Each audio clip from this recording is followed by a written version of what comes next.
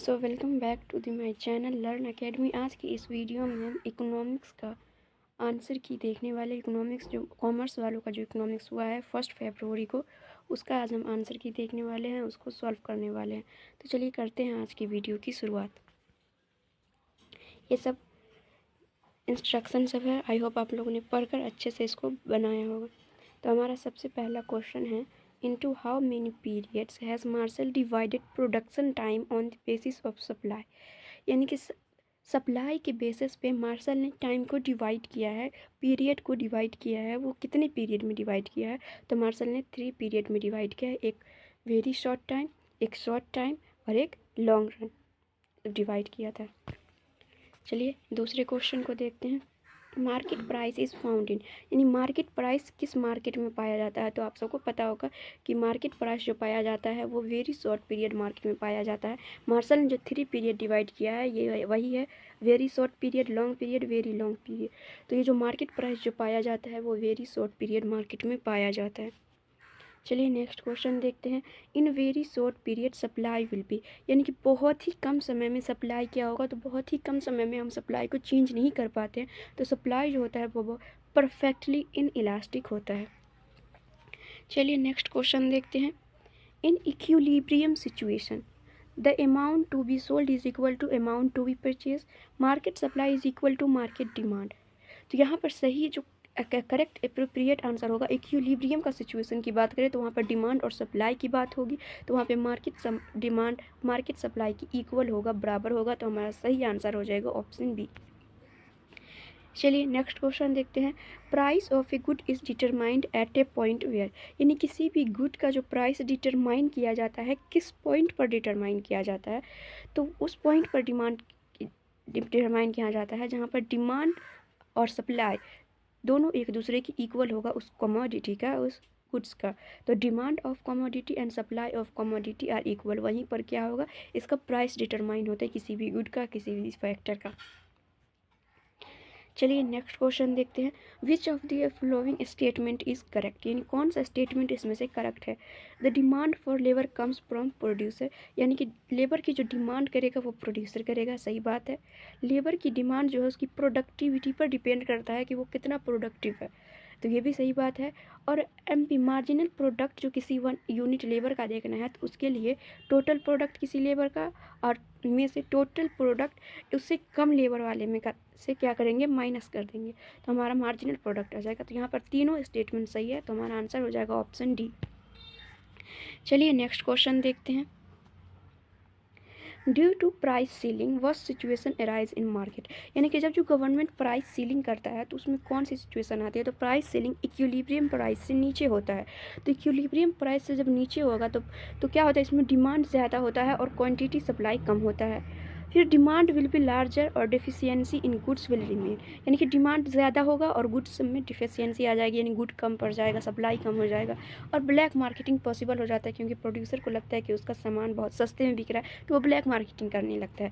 तो ये तीनों सिचुएशन एराइज होती है, तो हमारा सही आंसर हो जाएगा डी। चलिए नेक्स्ट क्वेश्चन देखते हैं। For every market which condition has to be fulfil for forms equilibrium, यानी किसी भी मार्केट में फॉर्म की इक्विलिब्रियम के लिए या प्रोड्यूसर की इक्विलिब्रियम के लिए कौन सी कंडीशन को फुलफिल होना ज़रूरी है? तो सबसे फर्स्ट कंडीशन होता है मार्जिनल रिवेन्यू मार्जिनल कॉस्ट के बराबर होना चाहिए, और दूसरा कंडीशन है कि मार्जिनल रिवेन्यू कर्व को मार्जिनल कॉस्ट नीचे से काटना चाहिए। तो ये दोनों कंडीशन होती है, ये फर्स्ट वाला कंडीशन नहीं है, तो हमारा आंसर हो जाएगा option D, both B and C. चलिए नेक्स्ट क्वेश्चन देखते हैं। Which of the following is the reason for a decrease in supply, यानी सप्लाई कब डिक्रीज होता है? तो जब प्रोडक्शन कॉस्ट जो बढ़ता है तो उससे क्या होता है? प्रॉफिट मार्जिन कम हो जाता है, तो as a result supply decrease हो जाता है। फिर increase in price of substitute, अगर सब्सटीट्यूट का प्राइस इंक्रीज हो जाता है तो प्रोड्यूसर उस गुड को ज़्यादा सप्लाई करेगा और इसको कम करेगा, तो इससे भी सप्लाई कम हो जाता है। और अगर इंडस्ट्री में फॉर्म का नंबर कम हो जाए, इससे भी सप्लाई डिक्रीज हो जाता है, तो यहाँ पे हो जाएगा ऑप्शन डी। चलिए नेक्स्ट क्वेश्चन देखते हैं। Which of the following is a stock, stock क्या है? इकोनॉमिक्स में स्टॉक का मतलब है कि किसी भी एक पार्टिकुलर पॉइंट ऑफ टाइम पर इसको मेज़र करना है, तो इसमें जो है वेल्थ जो है इसको पार्टिकुलर पॉइंट ऑफ टाइम पे मेज़र किया जाता है, इसलिए वेल्थ एक स्टॉक है। सेविंग स्पोर्ट ये सब फ्लो है, इसको over a period of time measure किया जाता है। Which of the following is a component of profit, profit का क्या कंपोनेंट है, तो अपने नेशनल इनकम वाले चैप्टर में पढ़ा होगा। प्रॉफिट नेशनल इनकम जो इनकम मेथड से निकालते हैं उसमें प्रॉफिट का जो कंपोनेंट होता है वो डिविडेंड, अनडिस्ट्रीब्यूटेड प्रॉफिट और कॉर्पोरेट टैक्स, तीनों जो होता है वो प्रॉफिट का कंपोनेंट हो जाता है। तो हमारा सही आंसर हो जाएगा ऑप्शन डी। क्वेश्चन नंबर 12 है which one of the following is difficulty of barter system, barter system यानी वस्तु विनिमय प्रणाली, इसकी डिफिकल्टी क्या क्या है, तो इसमें लैक ऑफ डबल कोइंसिडेंस, दोहरे संयोग का अभाव होता है, difficulty in division of good यानी गुड्स कोई गुड ऐसा होता है जिसको डिवाइड हम नहीं कर सकते, अगर डिवाइड करेंगे तो उसकी यूटिलिटी खत्म हो जाएगी, और general acceptable measure of value की कमी होती है। तो इसलिए हमारा सही आंसर हो जाएगा ऑप्शन डी, ये तीनों बार्टर सिस्टम की डिफिकल्टी है। चलिए नेक्स्ट क्वेश्चन देखते हैं, which of the following is included in primary function of money, तो मनी का फंक्शन 5 है, उसमें से प्राइमरी फंक्शन है मीडियम मेजर यानी medium of exchange and measure of value, तो हमारा सही आंसर हो जाएगा ऑप्शन सी। चलिए नेक्स्ट क्वेश्चन देखते हैं, the function of money include यानी मनी के फंक्शन में क्या इंक्लूड होता है, तो मनी का फंक्शन है वो वैल्यू को डिटरमाइन करता है, वैल्यू को स्टोर करता है, एक्सचेंज का मीडियम बनता है, मीन बनता है, तो हमारा सही आंसर हो जाएगा ऑप्शन डी, तीनों काम होता है। Which of the following is the secondary function of commercial bank, तो कमर्शियल बैंक का सेकेंडरी फंक्शन में agency function, general utility function, social function तीनों आता है, तो हमारा सही आंसर हो जाएगा option D, all of these. चलिए नेक्स्ट क्वेश्चन देखते हैं, कमर्शियल बैंक यानी कमर्शियल बैंक का क्या काम है, इशू करेंसी नोट नहीं, ये सेंट्रल बैंक का काम है, central bank currency notes issue करता है, एक्सेप्ट डिपॉजिट कस्टमर और प्रोवाइड लोन टू कस्टमर, ये कमर्शियल बैंक का काम है, तो हमारा सही आंसर हो जाएगा option D, both B and C. चलिए नेक्स्ट क्वेश्चन देखते हैं, commercial bank creates credit by यानी कमर्शियल बैंक क्रेडिट कैसे यानी क्रेडिट कैसे क्रिएट करते हैं, लोन्स एडवांस करते या परचेसिंग सिक्योरिटीज़ करके, तो ये जो दोनों तरह से ये लोन क्रेडिट क्रिएट करता है। चलिए नेक्स्ट क्वेश्चन देखते हैं, which of the following statement is true, इसमें भी स्टेटमेंट ही देखना है, central bank is the apex bank of the country, ये भी सही बात है, सेंट्रल बैंक बैंकों का बैंक है, अपेक्स बैंक है, the government has the ownership of central bank, ये भी सही है कि सेंट्रल बैंक को कंट्रोल गवर्नमेंट करता है, central bank regulates the entire banking system in the country, ये भी सही है कि सेंट्रल बैंक पूरी बैंकिंग सिस्टम जो कंट्री है, कमर्शियल बैंक है, कोऑपरेटिव बैंक है, सबको कंट्रोल करता है, रेगुलेट करता है, तो सही आंसर हो जाएगा ऑप्शन डी। चलिए नेक्स्ट क्वेश्चन देखते हैं, central bank controls credit through यानी सेंट्रल बैंक कंट्रोल किससे क्रेडिट करेगा, तो दो इसका मेन मेथड है, क्वालिटेटिव मेथड, क्वांटिटेटिव मेथड, तो क्वांटिटेटिव में आता है bank rate, open market, CRR, SLR, RRR, तो यहाँ पर तीनों दिया हुआ है, ये तीनों क्वांटिटेटिव मेथड है, तो हमारा सही आंसर हो जाएगा ऑप्शन डी। चलिए नेक्स्ट क्वेश्चन देखते हैं, the major objective of monetary policy is are यानी मॉनेटरी पॉलिसी का मेजर ऑब्जेक्टिव क्या होता है, तो आउटपुट और एम्प्लॉयमेंट को इंक्रीज करना, फॉरेन एक्सचेंज रेट में स्टेबिलिटी लाना, प्राइस स्टेबिलिटी लाना, तो यहाँ पर हो जाएगा सही option D, all of this. चलिए नेक्स्ट क्वेश्चन देखते हैं, in Keynesian view point of equilibrium level of income and employment in the economy will be establish यानी कीनेसियन के व्यू पॉइंट के अनुसार किसी भी इकोनॉमी में इनकम एंड एम्प्लॉयमेंट का इक्विलिब्रियम लेवल कहाँ पर डिसाइड होता है, तो वहाँ पर डिसाइड होगा जहाँ पर aggregate demand and aggregate supply एक इकोनॉमी का इक्वल होगा एक दूसरे के। चलिए नेक्स्ट क्वेश्चन देखते हैं, कीनेसियन थ्योरी इज एसोसिएटेड विद यानी कीनेसियन थ्योरी जो है किससे एसोसिएट है, किससे जुड़ा हुआ है, तो वह effective propensity to demand, propensity to consume, propensity to save, ये तीनों से जुड़ा हुआ है, और अगर सिर्फ बेस्ड पूछता तो वो था इफेक्टिव डिमांड पर बेस्ड है, लेकिन एसोसिएटेड किससे है, तो तीनों आंसर होगा। चलिए नेक्स्ट क्वेश्चन देखते हैं, Keynesian multiplier theory establish the relation between यानी मल्टीप्लायर थ्योरी जो है कीन्स का, तो वो किस में रिलेशन एस्टैब्लिश करता है, तो ये इन्वेस्टमेंट और इनकम में रिलेशन एस्टैब्लिश करता है, इसका फॉर्मूला भी होता है change in income upon change in investment. चलिए नेक्स्ट क्वेश्चन देखते हैं, नेक्स्ट क्वेश्चन वही आ गया, multiplier can be expressed through which of the following formula, multiplier किस फार्मूला से एस्टैब्लिश किया जाता है, तो वो चेंज इन इनकम, इनकम को सिंबल में वाई लिखा जाता है और इन्वेस्टमेंट को आई, तो change in income upon change in investment. Next question, which of the following is included in qualitative method of credit control, तो क्वालिटेटिव में होता है मार्जिनल रिक्वायरमेंट ऑफ लोन का चेंज किया जाता है, क्रेडिट राशनिंग की जाती है, डायरेक्ट एक्शन लिया जाता है, तो हमारा सही आंसर हो जाएगा ऑप्शन डी। चलिए नेक्स्ट क्वेश्चन देखते हैं, which of the following monetary measures में be adopted to correct deficient demand. यानी जब डिमांड कम है तो उसको बढ़ाने के लिए कौन सा मॉनेटरी मेजर लिया जाएगा। तो इसमें क्या किया जाएगा कि बैंक रेट को घटाया जाएगा जिससे क्रेडिट क्रिएशन बढ़ेगा, जिससे डिमांड बढ़ेगा। ओपन मार्केट में सिक्योरिटीज़ को बाय किया जाएगा जिससे पैसे का फ्लो होगा, मनी का फ्लो होगा मार्केट में। और कैश रिजर्व रेशियो को कम किया जाएगा जिससे क्रेडिट बैंक ज़्यादा से ज़्यादा क्रेडिट क्रिएट कर पाएगी, जिससे इकोनॉमी में मनी सप्लाई ज़्यादा होगा। तो यहाँ पे हो जाएगा ऑप्शन डी। चलिए नेक्स्ट क्वेश्चन देखते हैं, which physical measure is to be adopted in correcting inflationary gap. Inflationary gap यानी जब महंगाई होती है इकोनॉमी में तो उसको करेक्ट करने के लिए कौन सा फिजिकल मेजर लिया जाता है। फिजिकल मेजर कौन सा मेजर है, इसको गवर्नमेंट अपने एक्सपेंडिचर, टैक्स और पब्लिक डेट्स वाले पॉलिसी से कंट्रोल करती है। तो जब इन्फ्लेशन होगा, महंगाई होगा, तो इसमें क्या करती है गवर्नमेंट, एक्सपेंडिचर कम कर देती है और टैक्स को बढ़ा देती है, पब्लिक डेट इंक्रीज कर देती है। तो ये सब होता है किसको, इन्फ्लेशनरी गैप को कंट्रोल करने के लिए। नेक्स्ट क्वेश्चन है, financial year in India. India में फाइनेंशियल ईयर यानी वित्तीय वर्ष कौन, यानी फाइनेंस का ईयर जिस ईयर का अकाउंटिंग किया जाता है, इसमें बजट लॉन्च किया जाता है, वो ईयर फाइनेंशियल ईयर कौन सा होता है। तो वो होता है 1 अप्रैल टू 31 मार्च। चलिए नेक्स्ट क्वेश्चन देखते हैं, which of the following is a component of budget. Budget का कौन सा कंपोनेंट है। तो बजट का 2 कंपोनेंट होता है, बजट रिसीट और बजट एक्सपेंडिचर। तो आंसर हो जाएगा ऑप्शन सी। चलिए नेक्स्ट क्वेश्चन देखते हैं, which of the following is a component of budget receipt. अब बजट रिसीट का कौन सा कंपोनेंट है। तो बजट रिसीट का कंपोनेंट है revenue receipt and capital receipt. Macro economics studies, macro economics में क्या स्टडी होता है। तो मैक्रो इकोनॉमिक में full employment, aggregate price level, gross national product, इसमें सब एग्रीगेट लेवल पे स्टडी होता है। तो ऑप्शन डी हो जाएगा। विच of the following is studied under macro economics. Macro economics में फिर से कौन सा स्टडी किया जाता है। इसमें national income, total production, full employment, general price level, GNP, GDP, सब इसमें स्टडी किया जाता है। तो हो जाएगा ऑप्शन डी। चलिए नेक्स्ट क्वेश्चन देखते हैं, which of the following is included in circular flow. Circular flow में क्या इंक्लूड होता है। तो सर्कुलर फ्लो में रियल फ्लो और मनी फ्लो दोनों इंक्लूड होता है। मनी फ्लो को मॉनेटरी फ्लो और रियल फ्लो को फिजिकल फ्लो भी कहा जाता है। तो हमारा सही आंसर हो जाएगा सी।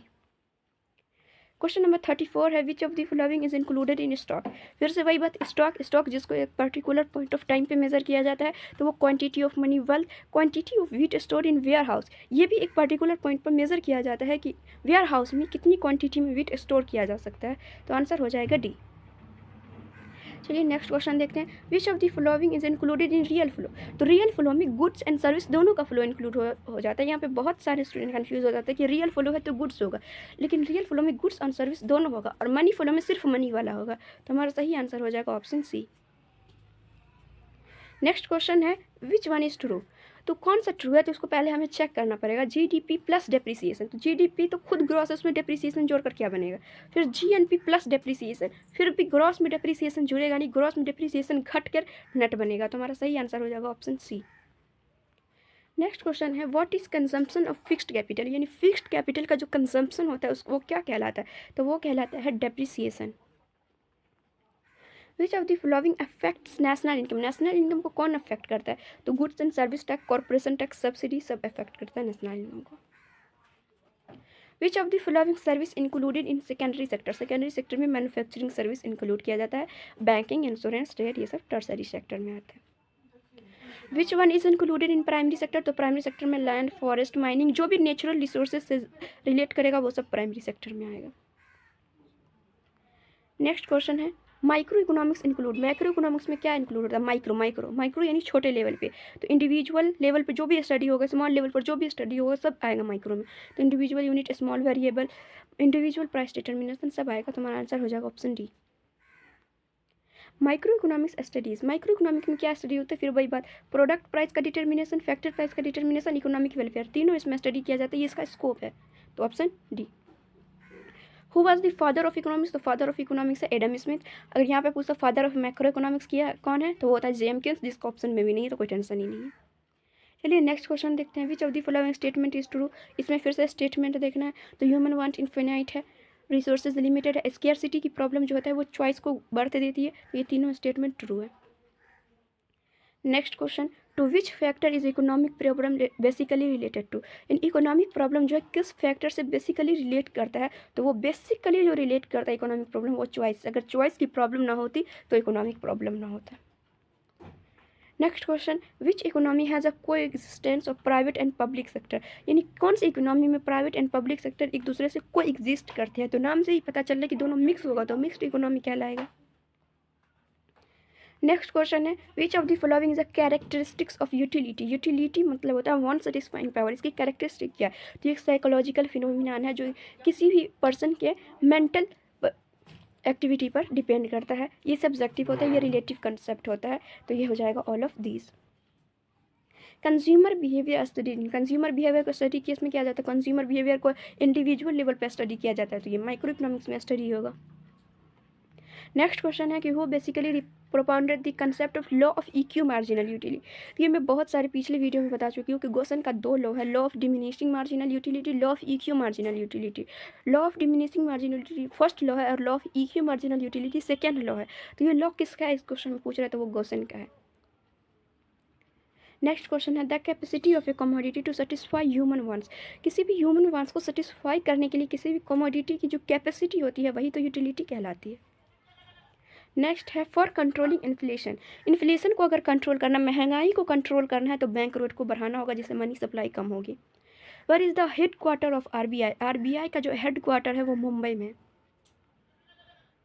Next question, 14 big scheduled commercial bank in India were nationalized in. यह कब नेशनलाइज किया गया था 14 बिग कमर्शियल बैंक को, तो वो 1969 में इसको नेशनलाइज किया गया था। Narasimham committee reported relate to reform of which of the following. Narasimham committee report जो है वो किस फॉर्म से रिलेट करता है, तो वो बैंकिंग रिफॉर्म से रिलेट करता है। Supply creates its own demand, who propounded this law. Supply अपना डिमांड खुद क्रिएट करता है, ये लॉ जो दिया था वो जेबी शॉ ने दिया था। ये जेबी शॉ का मार्केट लॉ भी कहलाता है। ये आपके 2 मार्क्स में भी क्वेश्चन आया था से का मार्केट लॉ बताने के लिए, जो ऑब्जेक्टिव से ईजी बन जाता। नेक्स्ट क्वेश्चन है, इफेक्टिव डिमांड इसे। इफेक्टिव डिमांड किस पे डिपेंडेंट होता है, तो इफेक्टिव डिमांड उस डिमांड को कहा जाता है जहाँ पर एग्रीगेट डिमांड एग्रीगेट सप्लाई के इक्वल होते थे, दोनों पे डिपेंड करेगा, इसलिए ऑप्शन सी। नेक्स्ट क्वेश्चन है, यदि MPC 0.2 है तो MPS क्या होगा। यानी अगर MPC 2 है तो MPS क्या होगा।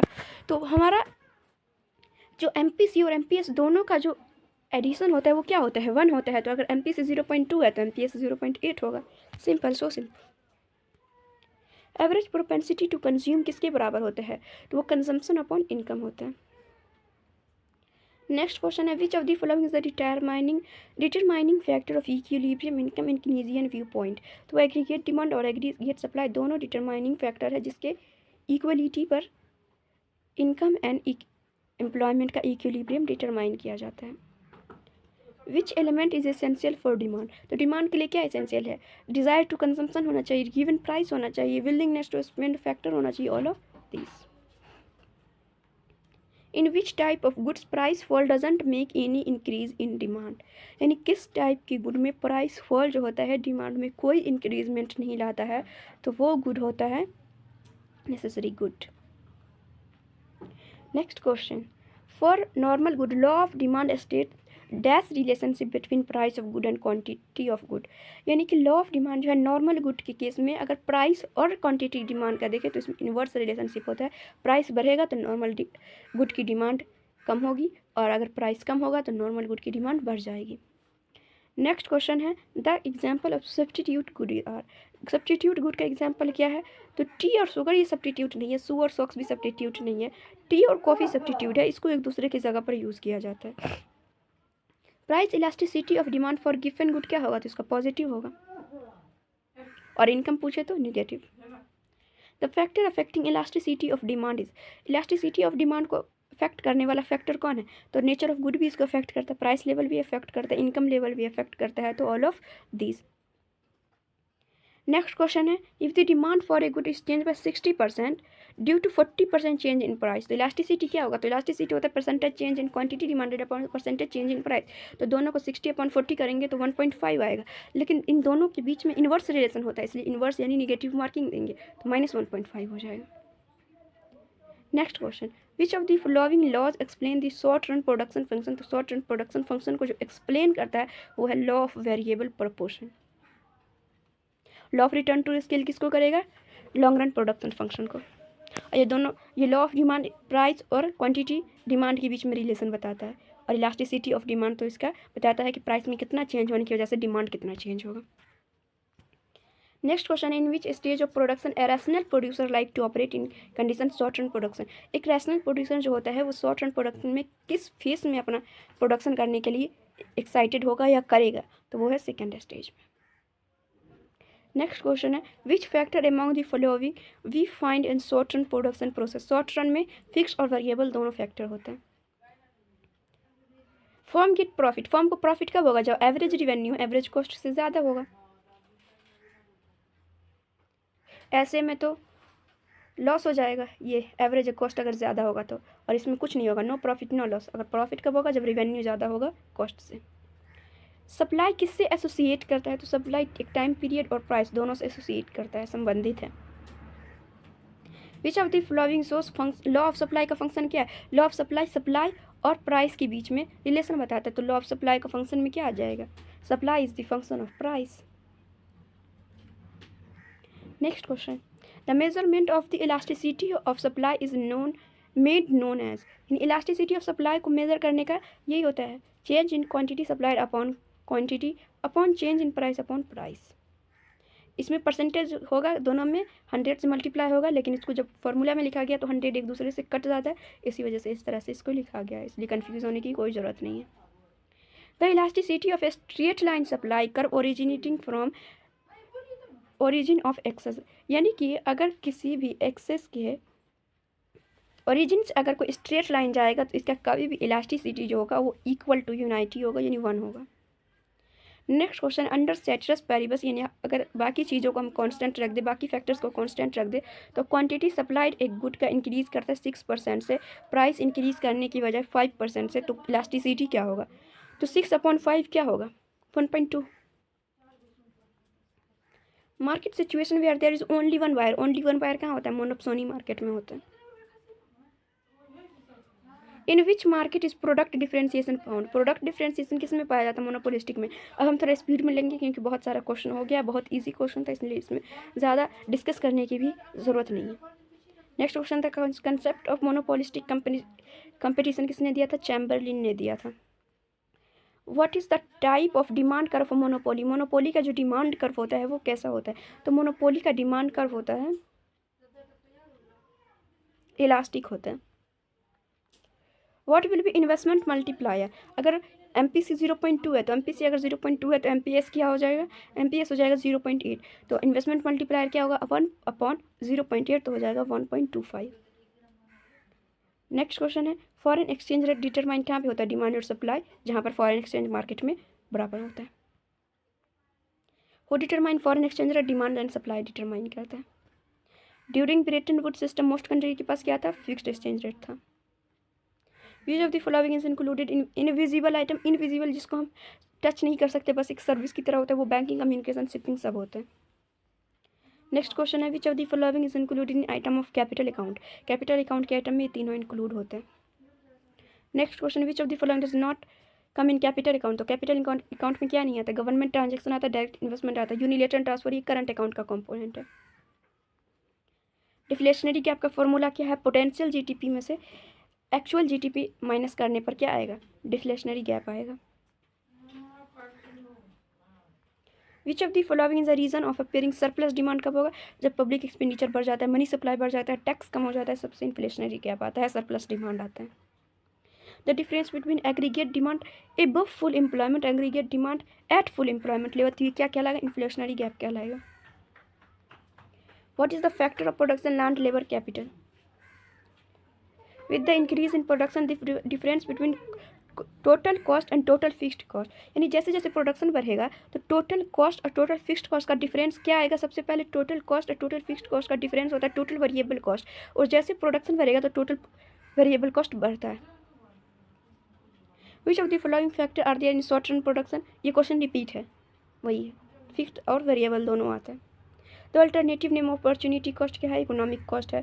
TFC यानी total variable cost, total fixed cost, दोनों का जो सम होता है वो क्या होता है, टोटल कॉस्ट होता है। एंड विच मार्केट में मार्जिनल रिवेन्यू बिकम जीरो और निगेटिव, तो मोनोपोली और मोनोपोलिस्टिक दोनों में मार्जिनल रिवेन्यू जीरो और निगेटिव हो सकता है। Which of the following will be true for both monopoly and monopolistic, दोनों के लिए क्या ट्रू होगा।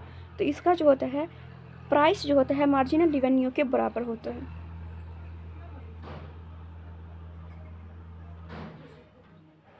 Average revenue equals to, average revenue किसके बराबर होता है, टोटल रेवेन्यू और क्वांटिटी प्रोड्यूस्ड, टोटल रेवेन्यू को क्वांटिटी प्रोड्यूस से डिवाइड करने पर एवरेज रेवेन्यू आता है, ये प्राइस के बराबर भी होता है। फर्म के संतुलन की आवश्यक शर्त क्या है, तो मार्जिनल रेवेन्यू मार्जिनल कॉस्ट के बराबर होना चाहिए। सेकेंडरी है कि मार्जिनल रेवेन्यू कर्व को मार्जिनल कॉस्ट कर्व नीचे से काटेगा। नेक्स्ट क्वेश्चन, टोटल लाभ यानी कि नेट प्रॉफिट कहाँ पे डिटरमाइन होता है, तो टोटल रेवेन्यू में से टोटल कॉस्ट घटा दो, आ जाएगा नेट प्रॉफिट। बस यही तो क्वेश्चन था, बहुत इजी क्वेश्चन था, आप लोग बहुत अच्छे से बना लिए होंगे मुझे उम्मीद है। बाकी 2 मार्क्स का क्वेश्चन सब भी इजी था। सेकेंडरी सेक्टर को डिफाइन करना था, ग्रॉस डोमेस्टिक प्रोडक्ट को डिफाइन करना था, कंजम्पशन गुड कैपिटल गुड का एग्जाम्पल देना था। क्वेश्चन सब बहुत ईजी था। 5 मार्क्स में भी लगभग सब क्वेश्चन सिलेबस के बाहर एक भी क्वेश्चन नहीं था, बस एक क्वेश्चन था जो थोड़ा अटपटा दिया था, वो था नेशनल इनकम का इंपॉर्टेंस। ये भी अगर आप लोग चाहते तो ये सर्कुलर फ्लो वाले मॉडल का जो इंपॉर्टेंस है वही नेशनल इनकम का भी इंपॉर्टेंस हो जाएगा। तो बस यहीं पर आज करते वीडियो की समाप्ति करते हैं। अगले वीडियो में